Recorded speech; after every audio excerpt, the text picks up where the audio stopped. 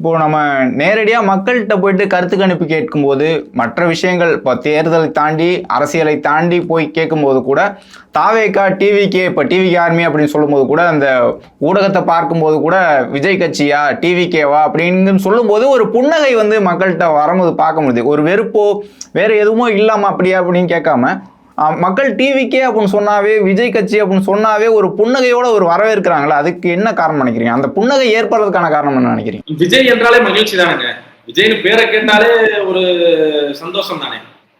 அவர் அந்த அளவுக்கு நான் தான் உங்களுக்கு முன்னாடியே சொன்ன மாதிரி அந்த அளவுக்கு கனெக்ட் ஆயிருக்காரு. அப்ப எனக்கு நான் ரொம்ப நேசிக்கிறேன். அப்ப எனக்கு இயல்பாவே நமக்கு பிடித்தவங்களை பத்தி பேசல ஒரு புன்னகைக்கிறது வந்து ஒரு இயல்பு தானே.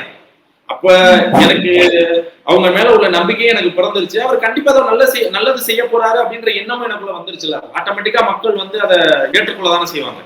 சமீபத்துல மிகப்பெரிய அளவுல விவாதமா போயிட்டு இருக்கிறது வந்து இப்ப இந்த கரூர் சம்பவத்துக்கு பிறகு வந்து விஜய்க்கு எதிரான ஒரு மனநிலை வரும், அதை வந்து விஜய் வந்து இனிமேல் மக்கள் ஏற்க மாட்டாங்க அப்படின்ட்டு மற்ற கட்சியினர் குறிப்பாக திமுக ஆதரவோ பேசுறவங்களோ வந்து அந்த நினைப்புல இருக்கும்போது அந்த சம்பவமும் விஜய் அவர்களுக்கு ஒரு அனுதாபத்தை ஏற்படுத்தும் மாதிரி அவருக்கு ஒரு ஆதரவு நிலையை ஏற்படுத்துற மாதிரி தான் இருக்கு, மக்கள் மத்தியில அப்படிதான் இருக்குன்னு சொல்றாங்க.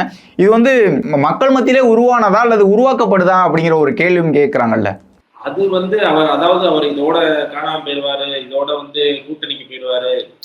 கூட்டணி கணக்குன்றது தளபதி முடிவெடுக்கிறது தான் எண்ட் ஆஃப் த டே. ஓகேங்களா?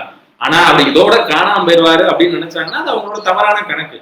ஏன் அப்படின்னா இன்னைக்கு காணாம போடுவார்னு நினைக்கிறவங்க இன்னைக்கு வந்து அவர் வந்து கோடி பேர் பின்னாடி இருக்கும் இல்லைங்களா? அப்ப அன்னைக்கு அவர் முதல் படம் நடிக்கல, யாருமே கூட இல்ல.